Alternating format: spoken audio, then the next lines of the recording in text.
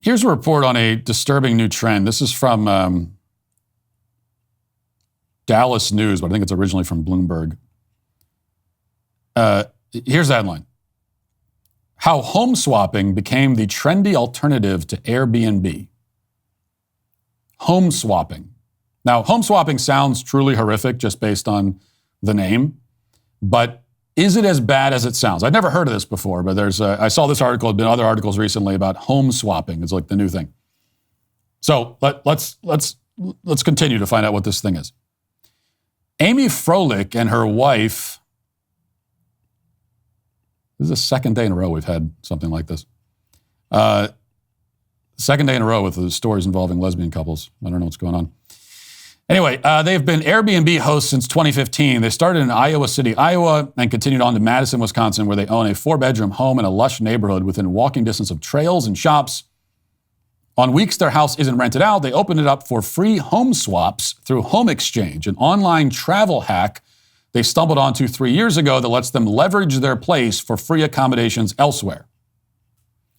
We were just in a home exchange outside of in Scotland. This beautiful couple, Claire and Michael, greeted us at the door with homemade bread that she just pulled out of the oven, says Amy Froelich, speaking to Bloomberg from the UK.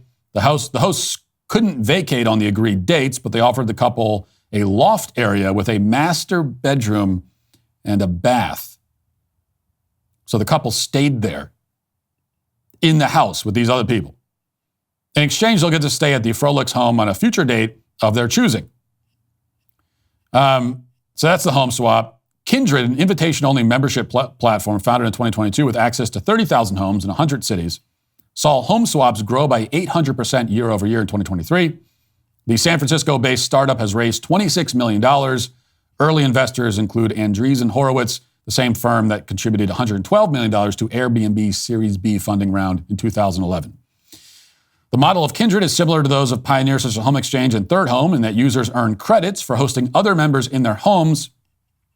Credits can then be redeemed for stays elsewhere. Kindred's twist is that it doesn't charge an annual membership fee. It makes money mostly from service fees. Okay. So the idea is exactly what it sounds like. Home swapping, it's like Airbnb, except that you're trading homes with someone.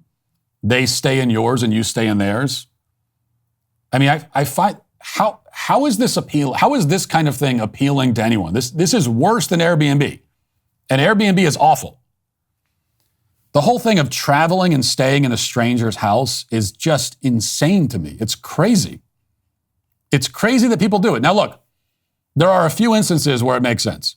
If you want a vacation home on a lake or something, then you pretty much have to do Airbnb or Vrbo or one of those. So a vacation home, especially in a place that doesn't really have hotels, it's in that scenario, it's fine. People have been renting out vacation homes forever. That's one thing. But it's only relatively recently that renting people's homes has become a standard thing people do when they travel in any context. And it's only recently where this sort of thing has become, last 10 years or so, has become a replacement for hotels, like in situations where you could stay in a hotel, but instead you choose this. And I just find it crazy. I still remember when I first heard about Airbnb years ago, when it was gaining popularity, and a friend told me about it, and I hadn't heard of it before. And he said, oh man, it's great. If you have to travel somewhere, you could just stay in someone's house instead of a hotel.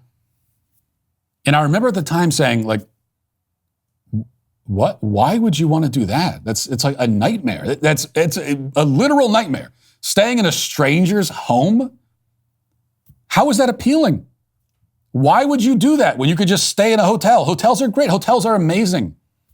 The hotel model is perfect. It doesn't mean every hotel is perfect, but the model, the idea is perfect.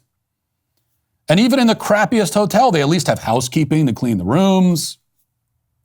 Even in the crappiest hotel, there isn't some random stranger out there who has a key to your, they could just like walk in whenever they want. Now, yes, the employees of a hotel have keys, but at least there's some accountability there. It's just like, it doesn't feel, when you're at a hotel, you're not really worried about the fact that an employee could just walk into the house whenever they want or walk into the room whenever they want. But when you're renting a person's home, that's just a person.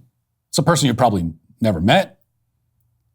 And they have a key to the house. They can walk in whenever they want. You don't know what's in the home, cameras, whatever. It's just weird and creepy to stay in a stranger's house. And you have to do all the chores. Before they give you a list of chores you have to do at their home.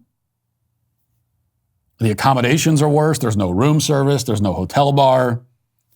You have to do the freaking dishes and like throw towels into the laundry before you leave. I just went through this recently. And like I said, staying at a lake house scenario is the only time when I would do this. And I just did it recently. And, it was fine.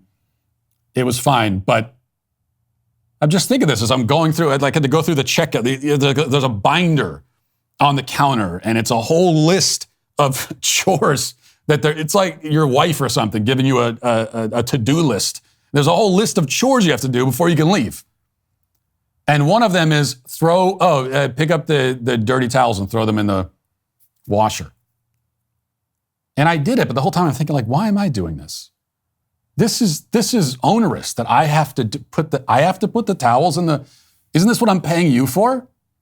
And then you look at the receipt and it's like cleaning and service fee is on it. Oh, so I'm paying a cleaning fee and I'm cleaning. There's a disconnect here. I was sweeping the floors before I left. Sweeping someone else's. I'll never be in this house again. I'm sweeping the floors for them. And I'm paying a cleaning fee. So the whole thing's a scam. And if you do this when a hotel is an option, you are psychotic. I cannot understand it. It's crazy. And then even worse, to allow strangers into your own home. You have to think, what sorts of people.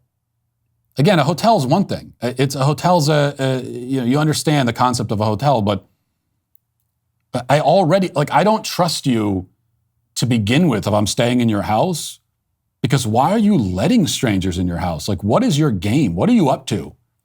What's going on? And then in every house you go into, there's always certain doors that are locked or excessively locked. This house we stayed in, it appeared to be a closet door it looked like a pantry door. But it had 3 padlocks on it. I'm like, what the hell is in that little room that you so badly don't want us to see? Meanwhile, you're luring people to your house, strangers. What's going on here? I would never want a stranger in my house when I'm not even there to keep an eye on them. But maybe they are keeping an eye on you. That's the point. You see, it's very creepy. If you'd like to see what else I have to say, you can access my full show by going to dailywire.com or by going to the Matt Walsh Show Twitter page. Hope to see you there. Godspeed.